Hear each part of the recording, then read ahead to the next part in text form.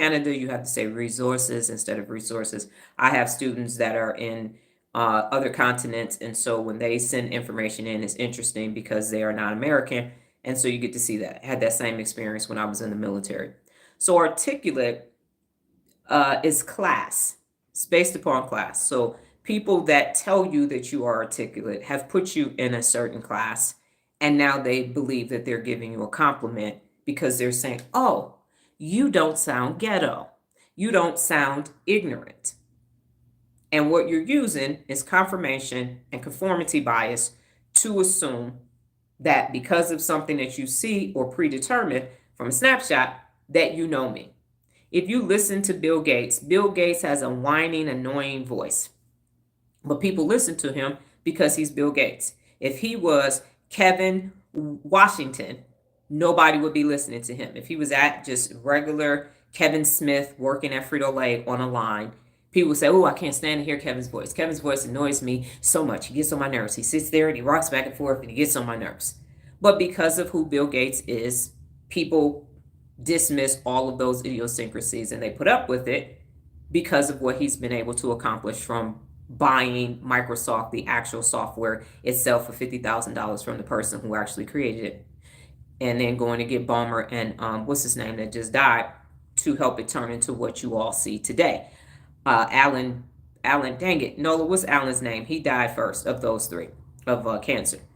So the point is this, for everybody who's listening and for the replay, saying that someone is articulate is not a compliment to the person who's receiving it.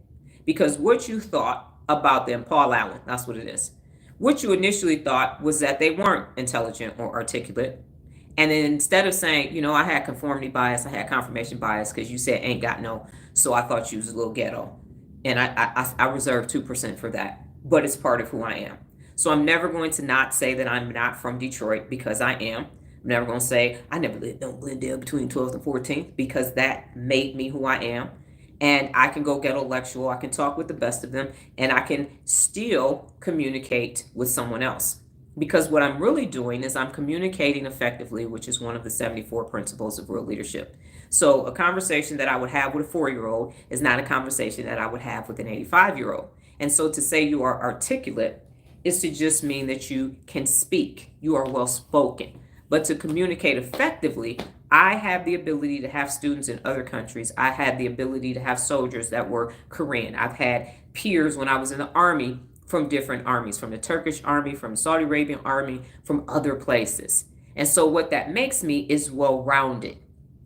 It actually makes me well-rounded. So if I can sit at a dinner where the tables are $50,000, $100,000 and eat Western style, and then I can go to a soul food restaurant where on the pop dispenser it says red for Kool-Aid, and I wouldn't drink it now because it's too much sugar, but then pick up chicken and lick my fingers if I need to, or if I'm in Africa, I can do it all.